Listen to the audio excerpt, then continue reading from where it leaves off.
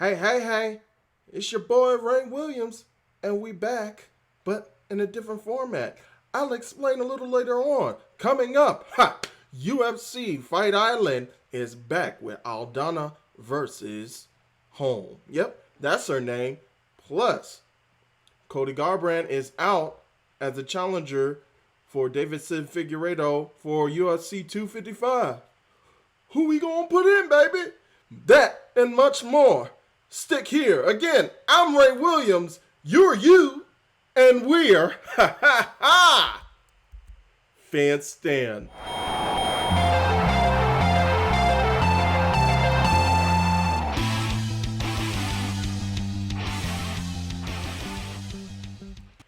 Alright, so you guys are here. Hopefully you're here. Who cares about NBA basketball? Who cares about the finals? Who cares about LeBron? We here for MMA, y'all. At least I am, because I ain't got nothing else to do. I appreciate you guys joining me. We're going to go ahead and preview the UFC Fight Night card as I stated earlier in the intro. Plus, again, we're going to go over Davidson Figueiredo having a new challenger, a new fighter has entered the ring. Ha ha! Who is it? I'll tell you a little later. Plus, your boy Conor McGregor is at it again. That plus all the news for this week. But I guess we can start with Cody Garbrandt. Oh my goodness. It hasn't been yet revealed what is going on with him, but it has been revealed that he will not be able to face Davidson Figueiredo for the UFC Flyweight Championship at UFC 255, which will actually be back in Vegas. So, to step in on his behalf is, I believe it is, I don't want to call him the wrong name. Let's go to the stats. So,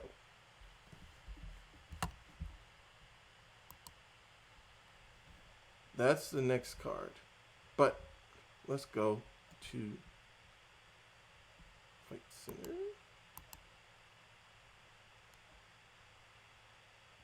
And we're live, pal. I had the name in my I believe Alex is the first name.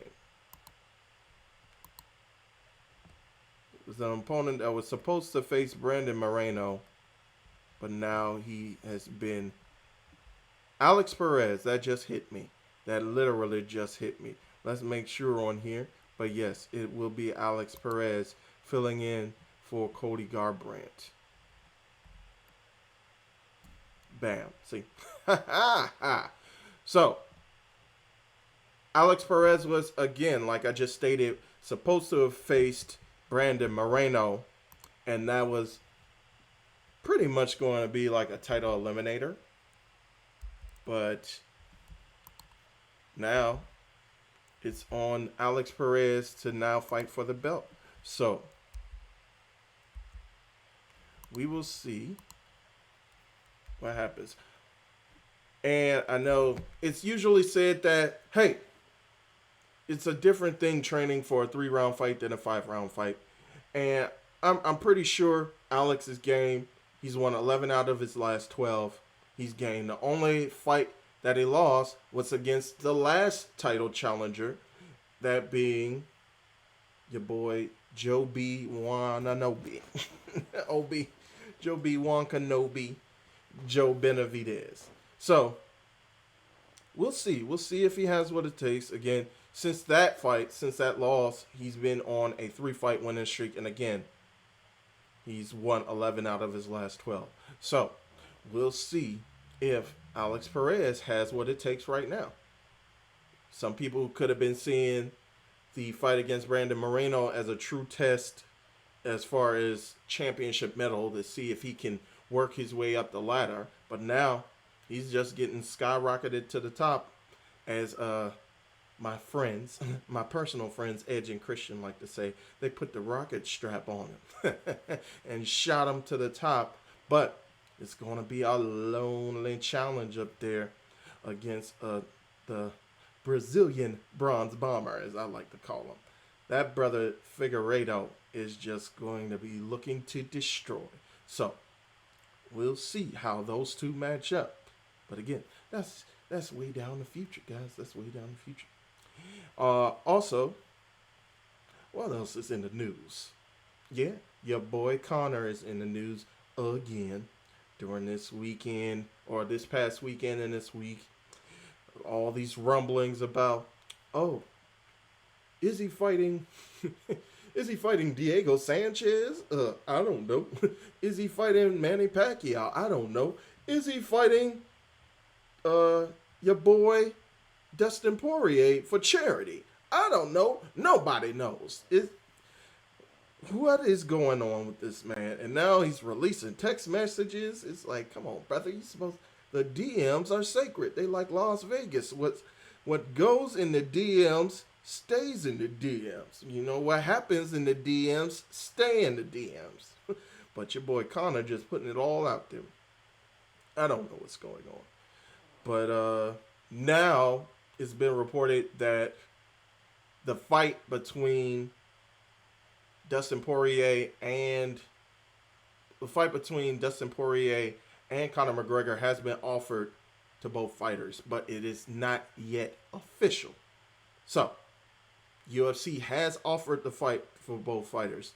We're going to see if those contracts get offered, though. We'll see. That'll be a tremendous fight, especially in the 155-pound division. You're seeing your boy Conor come back down. I believe he hasn't fought in 155 for quite some time now. I think his last two fights have been in 170, and of course, you know what's been going on between his last two fights anyway, between the hiatus he's had between the Cowboy Cerrone fight and that last, I believe it was that last Nick Diaz fight. Oh no, he fought for the title. I remember that. So he did go back down to 155 to fight Khabib, and then he's been gone for a while, and then he came back to fight Cowboy, as everyone knows. So it'll be very, very interesting to see how his body reacts. Again, it's been a while since he's cut that weight, but of course, him showing pictures through Instagram and through all social media, he's looking good, still doing that fast training that nobody but him does. Even though he's trying to promote it, I don't know what's going on with that. So we'll see. Hopefully he can get down, but that would make it very, very interesting, because a lot of people were seeing him back in that welterweight division, kind of that roster that's been building up there with Nate Diaz, with Kamaru, your champ, with Colby Chaos, apropos, with Jorge, and all those guys up there with Gilbert Dorino Burns, Leon Edwards, all those guys. It kind of seemed like Conor would make his return and kind of fit in that echelon. If not to fight for a title immediately, to at least have a big name and then challenge for a title if he got the win. So we'll see what happens, man. We shall see what happens. Next, before we get into the UFC card for this weekend, this Saturday, folks. This Saturday. Before we get into that, I believe there's one more thing I wanted to touch on. And it's your boy, Israel Adesanya. Adesanya. As your boy, Ariel Helwani would say. Man. It's just... Oh, and before I go off the Izzy, one more thing about Conor. About this stuff with Manny Pacquiao. Please stop. I don't want... I know you're trying to make your money. And I know there's probably more people out there who are opposite to me. But I don't want to see that.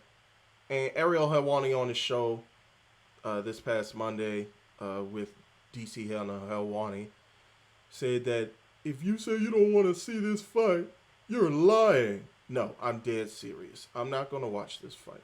I barely watched the Mayweather fight. I'm not paying $100 by myself. I had to chip in some money with some friends to watch it at their house.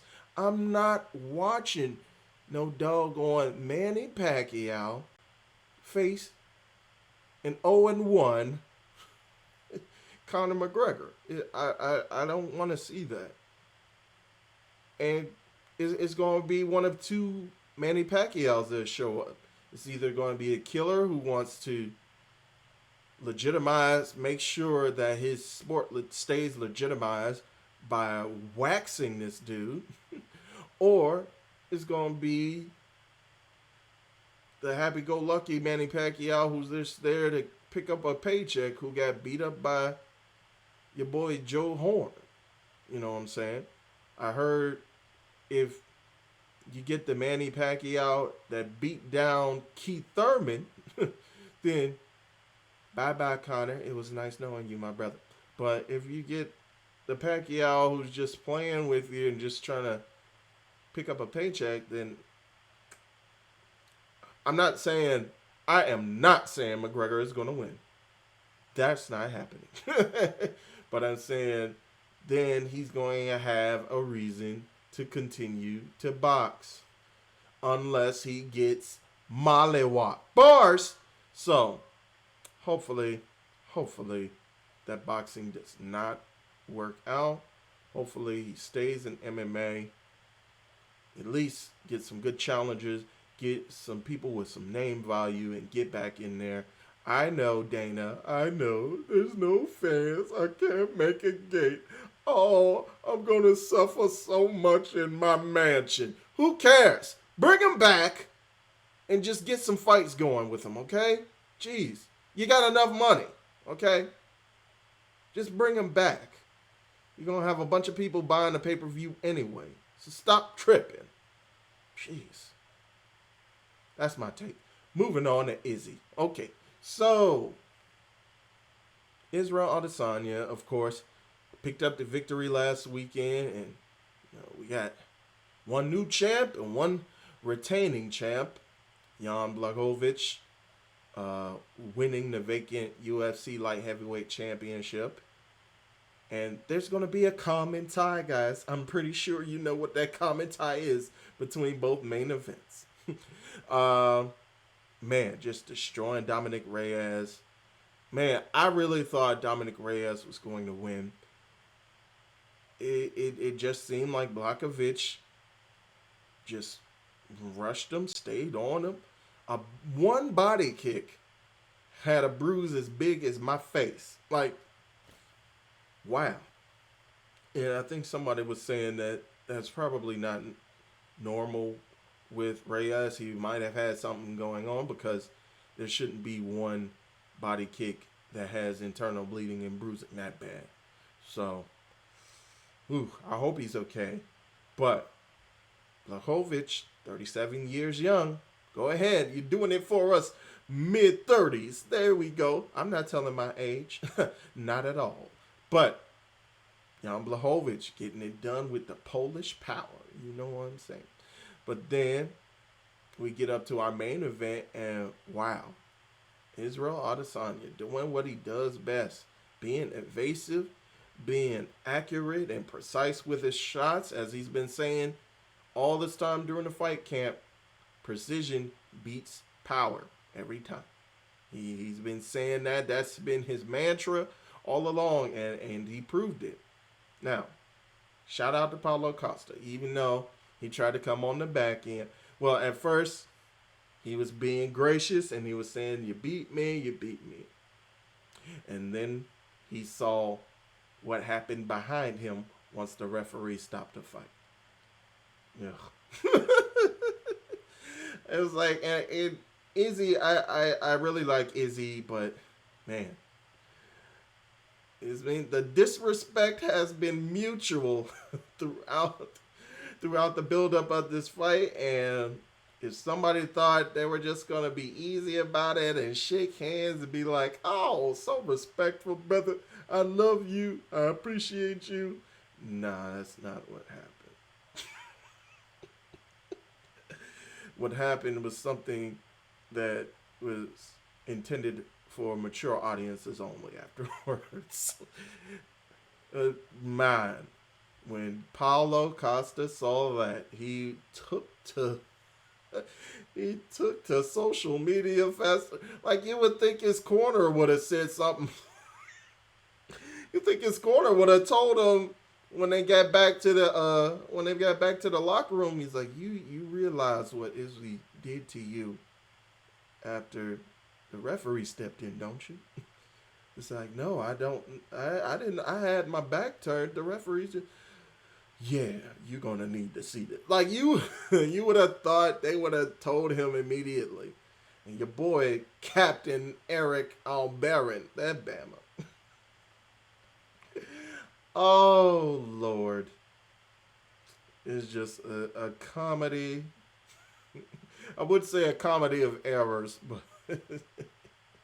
it was a comedy of disrespect. But yeah, that was just crazy. Yeah, he did not appreciate that. He took to social media so fast. Give me my rematch. It's like, bruh, you ain't getting no rematch. Your man, doggone Robert Whitaker, if he beats Jared Cannonier, is going to be on a 3-fight win streak since losing his belt, and they still talking about he ain't ready. What makes you think you getting a rematch? You ain't getting no rematch, man. Not at all. Chill. Just beat up on some people, work your way back up there, improve. I know you were saying, there was something going on, but I'm going to give him all his respect. No excuses. Okay. Everybody got something going on. Okay. But give you your respect. You are a beast. So hopefully you work your way back in there. Knock some fools out again.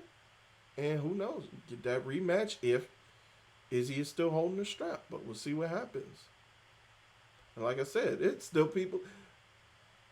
My man, not to harp on this, but Ariel Helwani again and DC saying even if Cannonier loses to Robert Whitaker, they're saying, oh, well, I still don't think Robert Whitaker. But man, that fight was like a year and a half, 2 years ago.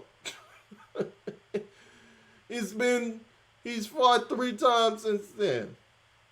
Okay? Give him a shot back, man. If he earns it, if he beats Cannonier, he's the number 1 guy. So, and we'll see if he has any adjustments to his game plan. You know, give him a chance, I think.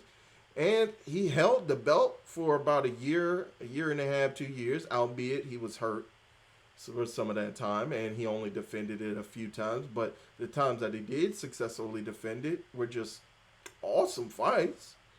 You know, the battles he had with Yoel Romero, that was just crazy. And I believe he finished Kelvin Gastelum. And now your boy Chris Weidman trying to throw his name in a hat. Talked about our 2 common opponents that me and Izzy have is Kelvin Gastelum and who else he said? He said Kelvin Gastelum and he said Anderson Silva. Kelvin I knocked out and Silva I finished twice. And you squeaked by both of them. I'm like, don't do this to yourself, Chris. It's like, B, you in here. Here's the back. Here's the back of the line. This is where you are. You outside the store, trying to get in for Black Friday, Chris. Wait your turn. Stop playing. Jeez. Like you just fought a dude on the edge of the top 15 and you already trying to hype yourself up to get the title shot. And I know, but closed mouths don't get fed. But, bruh, you gonna take this meal and you're not going to the buffet. You're gonna take this one plate at a time, Chris. But yeah, we'll see what happens in that middleweight division. But like I said, There is one uniting factor between that light heavyweight championship fight and the middleweight championship fight, and you probably already know who it is. It's that man they call Bones. Oh Lord. This man, Twitter fingers, B. Trigger fingers turned to Twitter fingers. You haven't fought in like, well, when did he fight Reyes? Maybe towards the beginning of the year? I think the beginning of the year, because that's when that was on the same fight card as Yang Wei Li and Zhang Wei Li, I should say, and Double J, Joanna Champ, Joanna Jędrzejczyk. Oh, wait a minute. Was that the same fight? No. I'm thinking of the Izzy versus Yoel Romero fight. But I believe Dominic Reyes and John Jones did fight at the beginning of this year, though. I think they did. Either beginning of this year or end of last year. But that being the case, you haven't fought in like 7, 8 months. You keep going back and forth. First you sitting out for the boys. I'm doing this for the boys, for the people after me. We gotta get our compensation that we deserve. I'm doing this for the boys. Man, if you don't, then all of a sudden, but yeah, it was like, first off, I'm fighting in Ngannou. Then I'm not getting compensated for what I deserve. Then I'm vacating my title. Then, oh, should I go back to light heavyweight for y'all? Then, oh, I don't know. Oh, Izzy, I'll beat you up. Izzy. It's like, make up your mind, man. It's like you keep doing all this stuff for attention. That's what it is. He's trying to stay in the limelight. It's similar to what Conor McGregor sometimes does when it's like old rivals that are fighting, and he just has to, if there are old rivals that are fighting like during the weekend, or if it's someone even close to related to a division that he fights in, be it 170 or 155, Conor always has to pipe up. Always have to pipe up and make it about him, and that's what John Jones is doing. But again, closed mouths don't get fed, I guess. People don't think about you if you're not out there in the public eye. So he's got to do whatever he can to get that public eye back on him. But get out there and fight, B. It's like, I don't know. Who am I? I'm just some internet doofus. That's who I am. I'm gonna make that in a shirt. Internet dude. Don't steal it. All right. So that's pretty much all I had for the news of the week. So let's get all up in this card, shall we? Let's. Now, I could just press the right button. Booyaka, booyaka, 619. So, that, again, is the card for 254 that Alex Perez is going to be replacing Cody Garbrandt on. So now, let's go to the Holm v. Aldana fight. All right.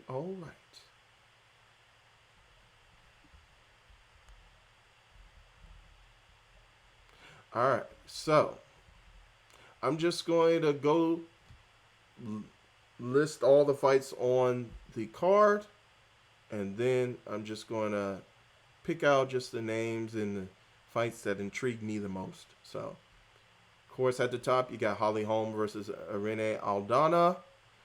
Co-main event is Jorgen De Castro versus Carlos Felipe. All right. Third from the top, you got Jermaine Iron Lady de Randamie versus Juliana Venezuelan Vixen Pena. That's going to be a good fight. I'm going to get back to that a little later. Next, Kyle Phillips versus Cameron Elise. And to start out the main card, which I believe this is actually a 6-fight main card.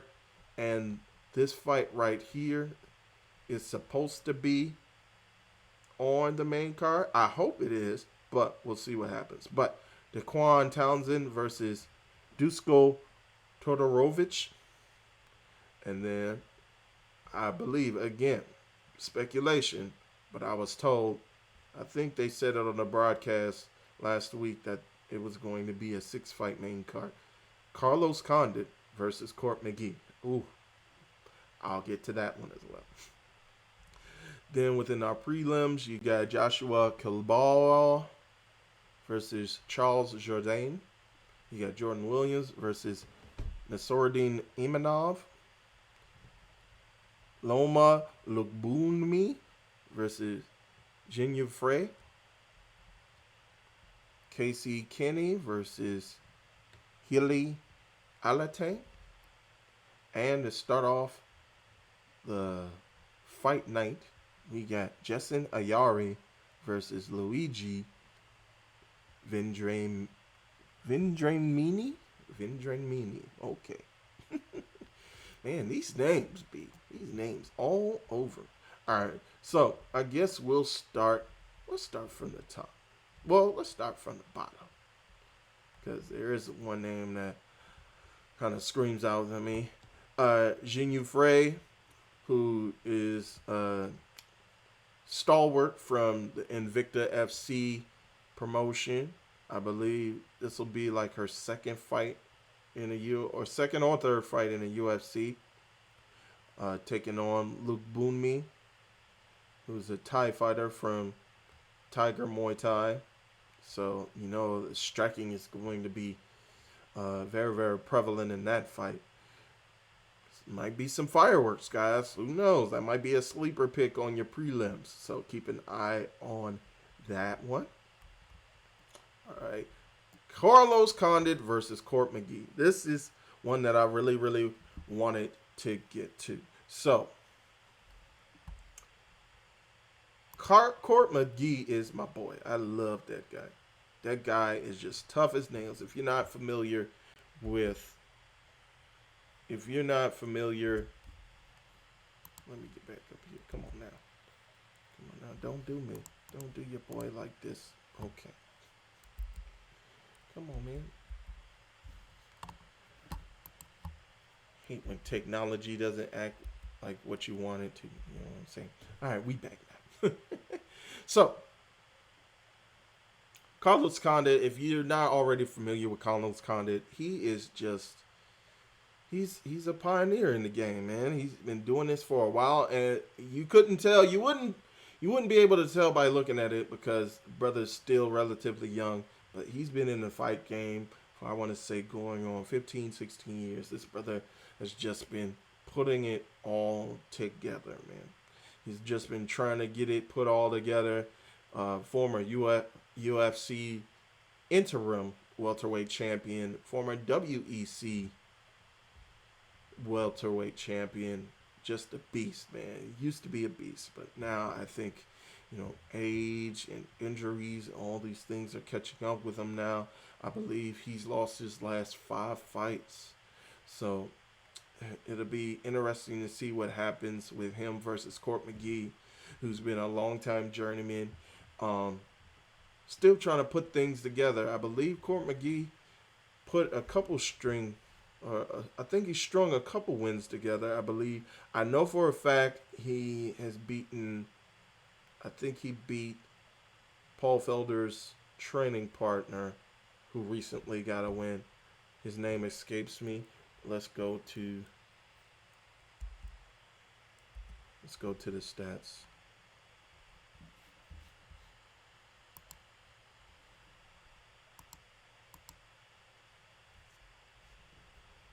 I think his last name is Jackson. Brady. Oh, he lost to Brady. So he's kind of on a downturn as well. Both of these men, again, been fighting for a long time. Court McGee coming out of the Ultimate Fighter years ago. I want to say maybe about a decade ago.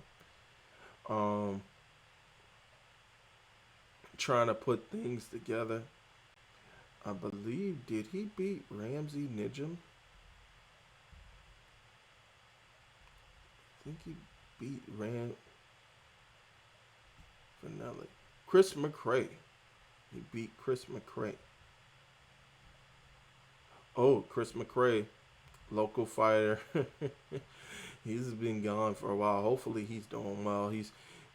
He trained around my parts in the Washington D.C. area with Team Lloyd Irvin. Man, he's been gone for a while. Hopefully he's doing all right. But yeah, just fought. Look at this. 10 years. He's been in the UFC, in and out of the UFC, 10 years. Of course, a lot of people are familiar with his story of him battling addiction and trying to make it back. And people just love Court McGee because he's a grinder, man. He just tries to put things together. His wrestling, he tries to take you down. And he keeps you down with his ground and pound. Very rare if you see him finish somebody. Like you said. Ultimate Fighter, of course, you see a bunch of finishes, but once you get into the real deal, decision here, his losses were decisions, decision here, decision, got knocked out, decision. So again, he'll drag you into those deep waters, and he rarely gets finished, which is a good thing. But, he's not coming out to finish you unless like something is just offered up on a silver platter. So it's going to be interesting to see that contrast of styles. So Sean Brady is who I was speaking of, and Sean Brady actually beat him. So you got Carlos Condit, who's coming in on a 5-fight losing streak, and you got Court McGee, who's lost 4 of his last 5 fights. So it's going to be interesting to see how those two come out. I think Carlos may come out like guns a-blazing, try to rekindle that old natural born killer. And Court McGee is just going to stick to his game plan. He's going to try to take you down. But the thing is, Carlos Condit is not only lethal on the feet, he also has excellent jiu-jitsu.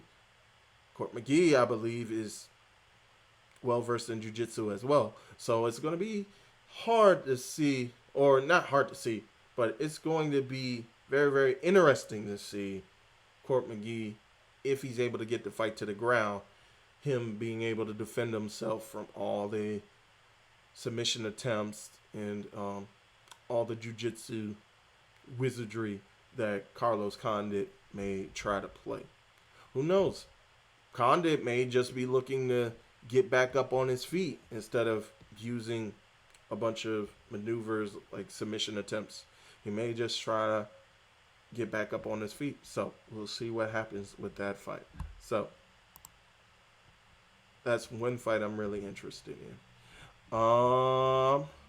And again, I would love to see Carlos Condit come out with a win.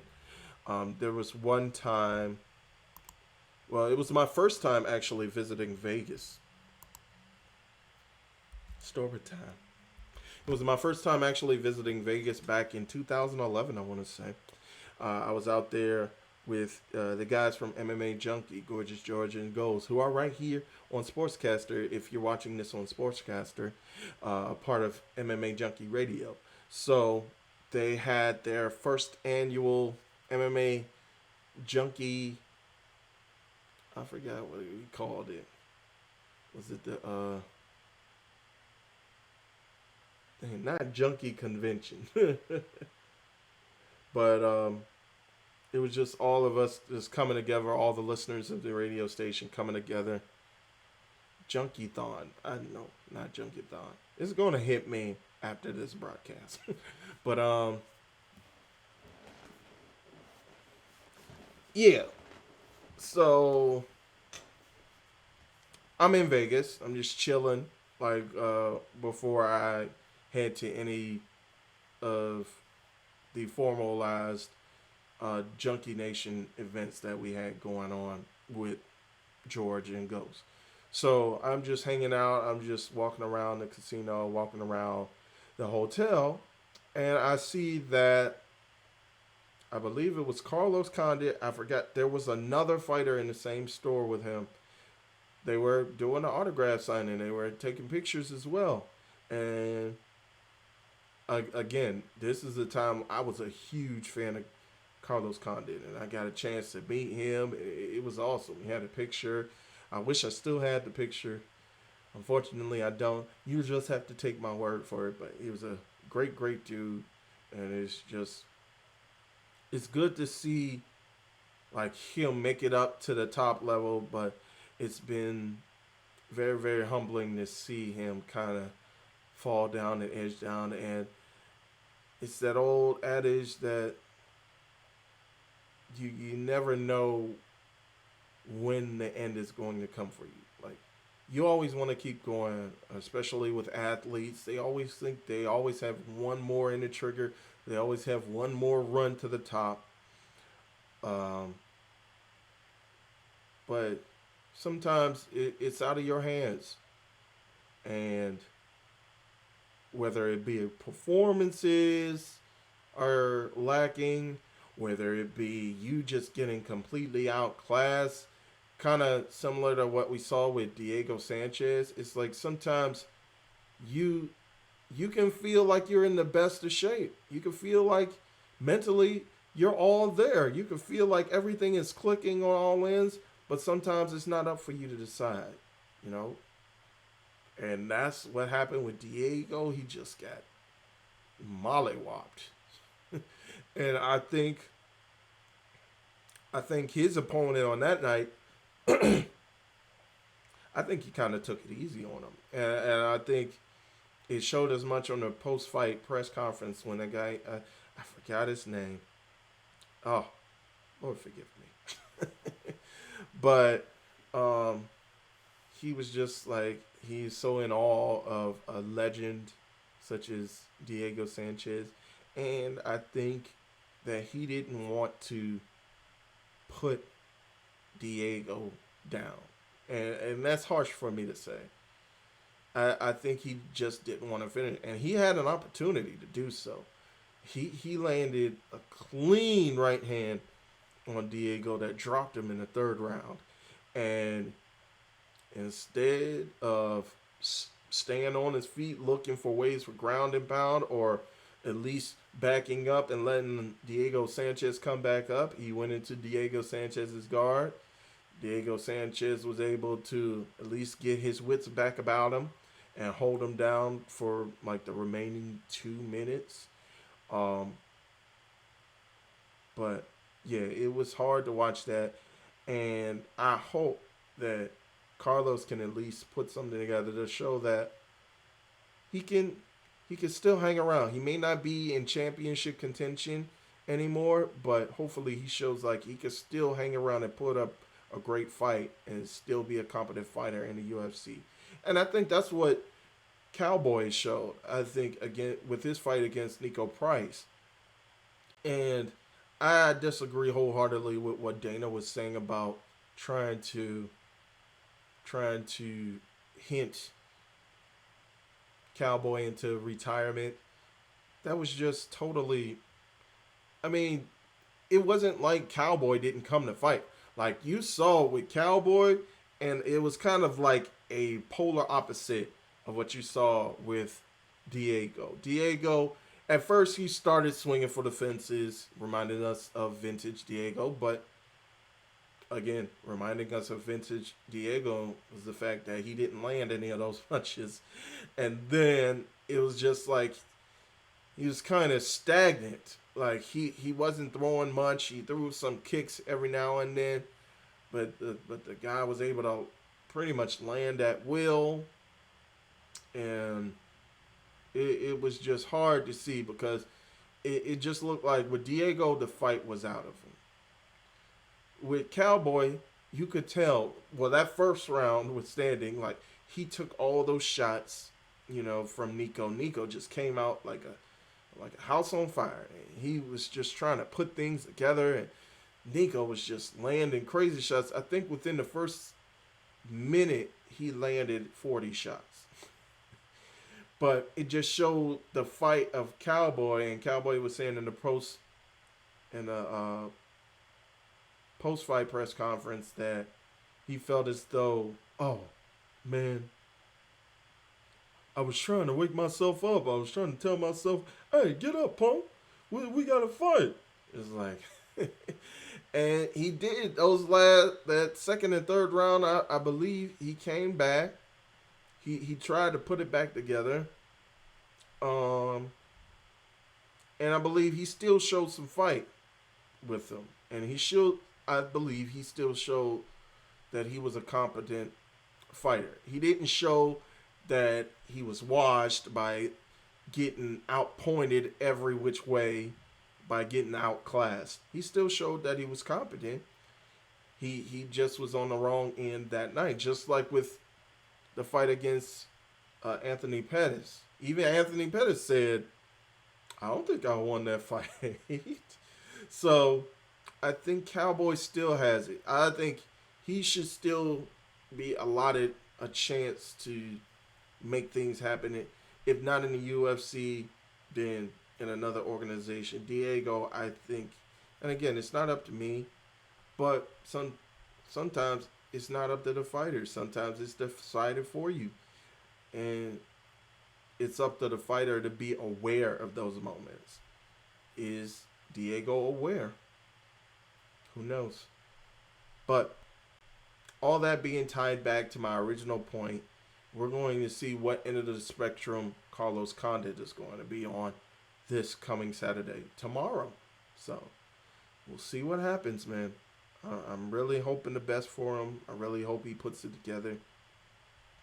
And Court McGee is in that box as well. It's like, at least with Carlos Condit, it's going to be, it's going to be back and forth with Carlos Condit. If you put him in a fight, he's going to give it his all, and he's going to make it a firefight.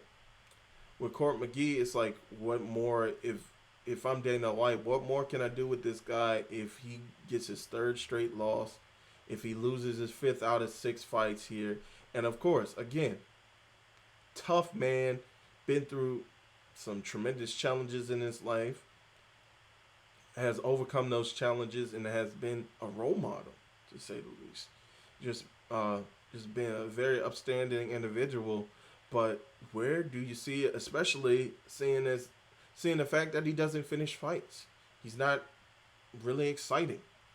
So where do you go with Court McGee if he suffers this loss? So it's going to be a very, very big fight for both men. It's going to be a crossroads fight. And we'll see you at the crossroads. You won't be lonely. All right. So I don't know why that into my head. All right. So working our way back up the card. Back into the main card. We're going to get here to the third from the top. So Jermaine Durandamy and Juliana Pena. This is going to be very, very, very interesting to see. And I believe, yes, it's in the bantamweight division. And I believe this fight and the main event fight are going to be big clues about how this 135 division is going to shake out. And let me scroll up just to make sure that fight is going to be in 135. Yes. So you got Juliana Pena, who I believe she picked up a win recently, about a year ago. But before that, hadn't fought since 2018. Let's check the record. And that, or 2017, 2018. So since 2017, I believe she only fought once since then. And watch where I go with this, okay? So, Juliana Pena. Her last fight was 2019 against Nico Montano. So, about a year ago. Before that, she hadn't fought since January of 2017. So, hang on with me. Let me show you something. So, since her fight with Valentina Shevchenko, she's only fought Nico Montano. And Aspenland fight fizzled out. And now she's taking on Germaine de Randamie tomorrow. Follow me. Valentina Shevchenko's record since then.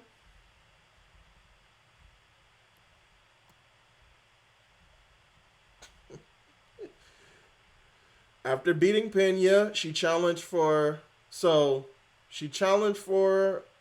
bantamweight belt against Amanda Nunes. Took it to a split decision.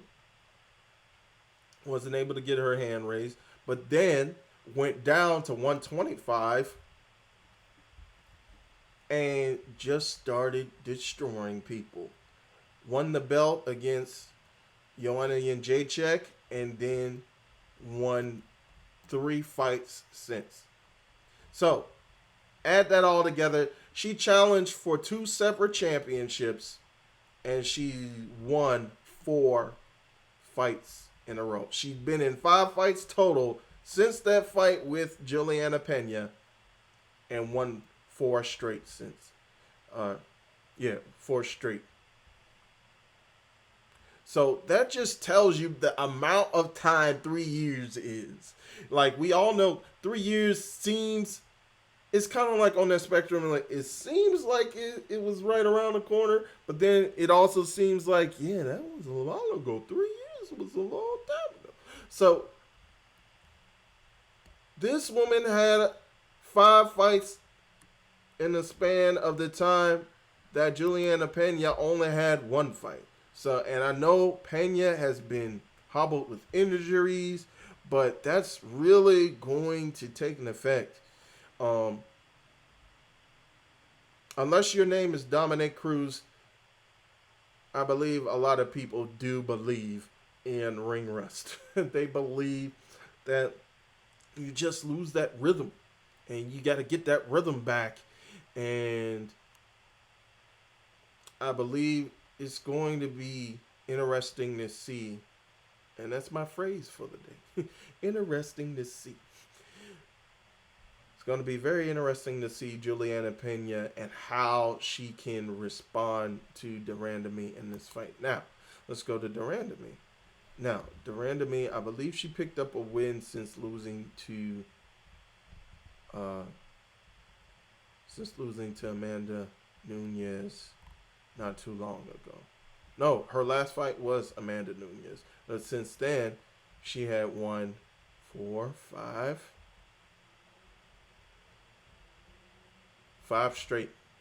So, and she suffered a loss to Amanda Nunes, who's, hey,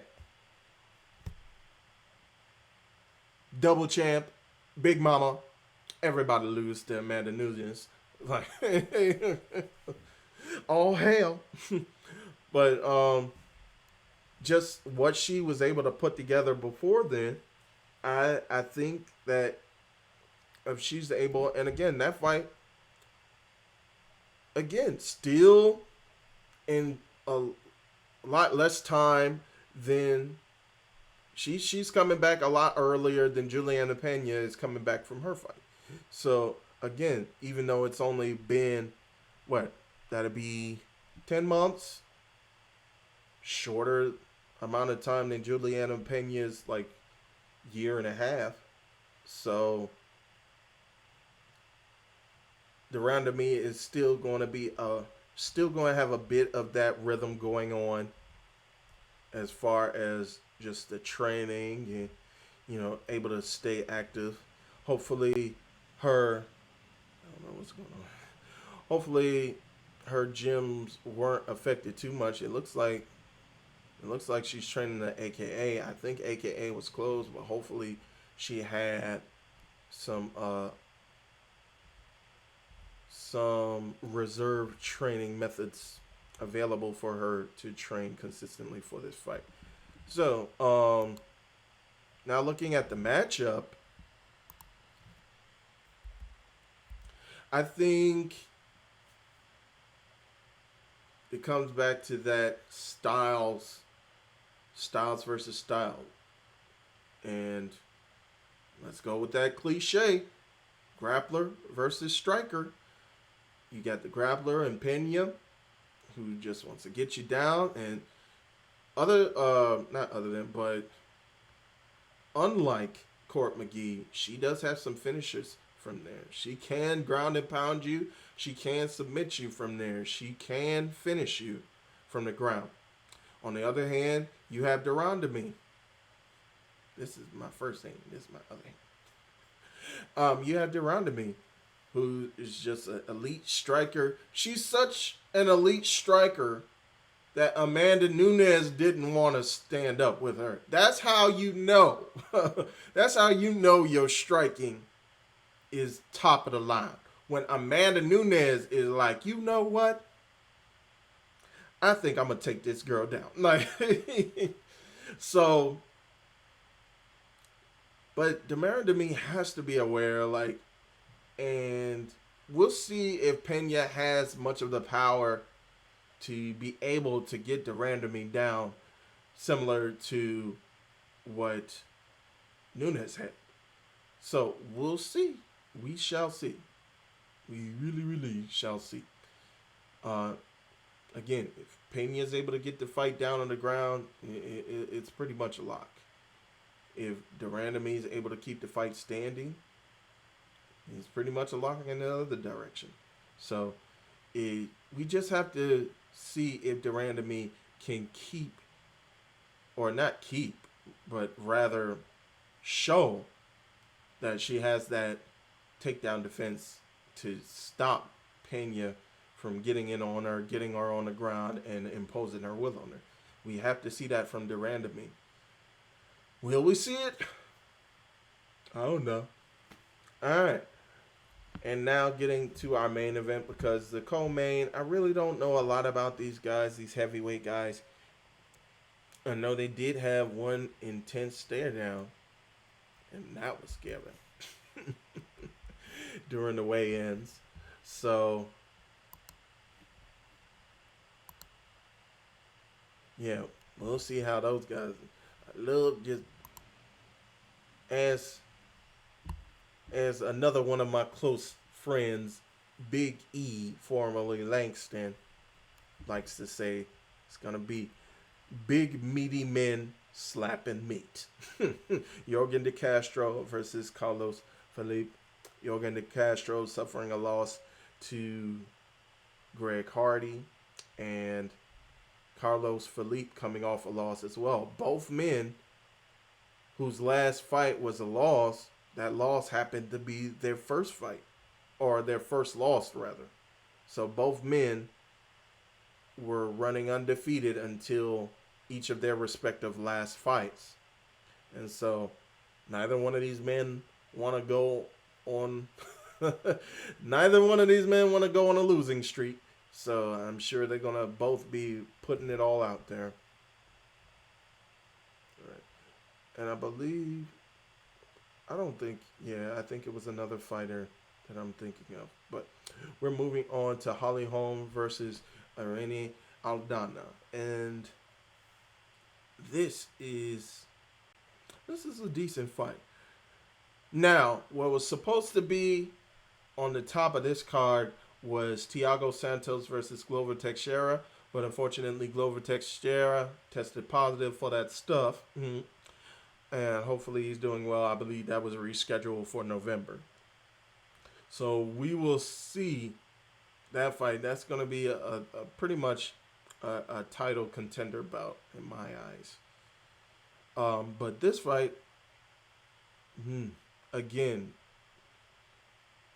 with the consideration of the Durandamy versus the Pena fight, I believe the winner of these two bantamweight fights on this card are going to most likely face each other and pretty much determine a new challenger for Amanda Nunes. Now, Irene Aldana is just putting things together. I believe she's on either a 4 or 5 fight winning streak. Let's see. Oh no, she won 2 in a row, and she's won 5 of her last 6, with her only loss coming to Raquel Pennington. So I think if Irene Aldana, if she's able to get the win in this fight, that might get the rocket strap put on her back and shoot her up. But again, we still have to wait for Big Mama to come back with the announcement of her and her partner Nina Ansarov having their first child together. It's going to be interesting to see how much time Nunes is able to take off, or not able to, but how much time she does actually choose to take off, because she's the champ in 2 different weight classes. One weight class is not a weight class, and your challenger, who's Megan Anderson, she's gonna be there regardless. So I think she doesn't mind waiting around. She knows that she already has a title shot lined up. But bantamweight division is a little tougher because, again, you could put the rocket strap to Aldana if she's able to get this victory against Holly Holm. If Holly Holm wins, do you put that fight together again? I don't think so, because Holly Holm just got knocked out by Nunes. And so I think maybe you have Holly Holm, if she gets through Aldana, put her again against the winner of the Durandamy versus Pena fight. If Durandamy wins, that'll be a rematch. Hopefully it'll be a little bit more exciting. Hopefully Durandamy keeps her fingers to herself. No eye pokes, no late hits after the bell. But if Juliana Pena wins, that'll be a good challenge for Holly Holm. And again, it'll kind of work, or it'll kind of be a test to Holly Holm's takedown defense, if she's able to get past Pena. And then if she does beat Pena, then she might be in line for the next title shot. Ketlin Vieira still trying to work her way up. She got a win over Sijara Eubanks last weekend. It was a short notice fight when her original opponent dropped out very, very last minute. So it'll be interesting to see how that all shakes out. Now, as we get into Holly Holm, it's just Holly, again, kind of similar vein as a Carlos Condit, who's just been pretty much a pioneer of the sport. And take into account that not only has she been doing MMA, but she's boxed primarily for the bulk of her life. So, all of that stuff added up, like all that baggage and all the damage that she's taken in boxing. Now you put that in with all the stuff that she's taking from MMA, and she's 38. And again, sometimes fighters don't have the opportunity to say, you know what, I think I'm done. Like, sometimes the decision is made for you through performances, through damage that you take. So it'll be interesting to see. Take a drink. It'll be interesting to see how Holly Holm responds, win or loss, after this fight. Does she still want to continue to make that climb? Again, it's going to be a very stiff mountain, or not stiff mountain. What is it called? Steep mountain to climb. After, and I believe did she just beat Rocky? I think she beat Raquel Pennington at the beginning of this year. Take a look at the stats. I think she beat Raquel Pennington, and she's 3-3 from her last 6. So it's kind of like seeing Aldana, whose trajectory is heading upward. She's ascending. And it's kind of like Holm, who's kind of like taking steps down. It's like she's getting a win, but then she's losing. And she's getting a win, and then she's losing. And then she's getting a win, and she's losing. But, yeah, I believe her last fight was a win against Raquel Pennington. But before that, she lost to Nunes for the belt. Before that, she beat Megan Anderson. But before that, she lost to Cyborg. Before that, she beat Betch Kohara with a head kick. So, it's just... And then, before that peppered streak of winning losses, she had 3 straight losses. So... And again, that lost to Random Me. She may want to avenge that if she's able to get the win against Aldana. But it's just, again, you have someone who's has that rocket strapped and they're pretty much primed to head to the top. And then you have